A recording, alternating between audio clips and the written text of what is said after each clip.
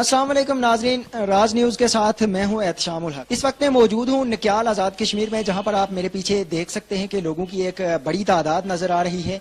یہ لوگ نبی آخر الزمان آقائے نامدار حضرت محمد مصطفیٰ صلی اللہ علیہ وسلم کے نام پر مر مٹنے کے لیے، آواز بلند کرنے کے لیے یہاں پر اکٹھے ہو کر اپنا احتجاج ریکارڈ کروا رہے ہیں۔ حال ہی میں ہالینڈ میں جو گستاخانہ خاکوں کی اشاعت ہوئی ہے، اس پر یہ احتجاج کیا جا رہا ہے۔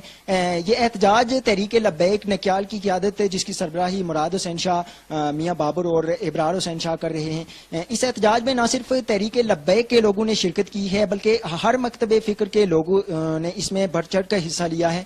اس کے علاوہ تحریک انصاف نکیال کے رہنما سردار نعیم آرزو اور دیگر سیاسی و سماجی شخصیات نے بھی شرکت کی ہے۔ احتجاج میں علماء و مشائخ کے علاوہ دیگر مقررین نے بھی خطاب کر کے احتجاج ریکارڈ کروایا ہے۔ خاص طور پر مولانا عصمت اللہ قادری مراد علی شاہ نے احتجاج میں شامل مظاہرین سے خطاب کرتے ہوئے کیا کہا، آئیے آپ کو سناتے ہیں۔ ترکی کے صدر طیب اردوان کو سلام پیش کریں، ہاتھ اٹھا کر سارے سلام پیش کریں۔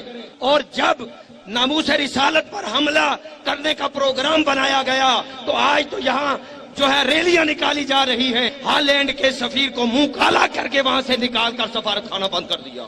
یہ پیغام دینا چاہتا ہوں کہ مٹ گئے، مٹتے ہیں، مٹ جائیں گے آتا تیرے، نہ مٹا ہے نہ مٹے گا آقا کبھی چرچا تیرا۔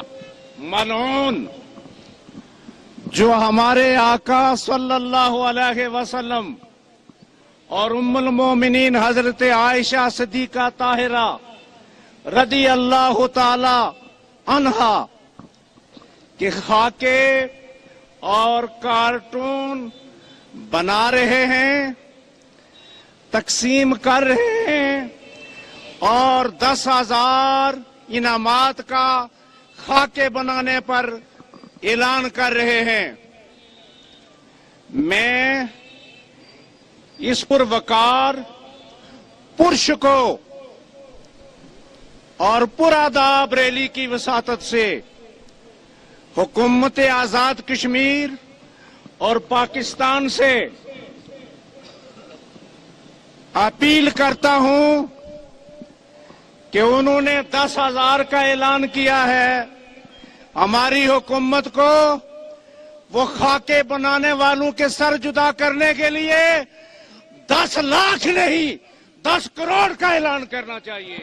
ناظرین، تاریخ گواہ ہے کہ کفار اور اسلام دشمن عناصر نے ہر دور میں مسلمانوں کی ذات پر حملے کر کے مسلمانوں کے ضمیر کو جھنجھوڑا ہے، لیکن دشمنان اسلام کی ہر اس ناپاک کوشش کو خاک میں ملانے کے لیے ہر دور کا غازی علم دین اٹھ کھڑا ہوا ہے، اور اب بھی ضرورت ہے کہ وہ مسلمان غازی علم دین بن کر ابھرے جس کے دل میں محبت رسول خدا ہے۔ ناظرین، اپنے حصے کی شمع روشن کریں اور کفار اور اسلام دشمن یہودی عناصر کو دکھا دیں کہ ہر مسلمان کے دل میں اپنے نبی کے لیے کس حد تک محبت ہوئی۔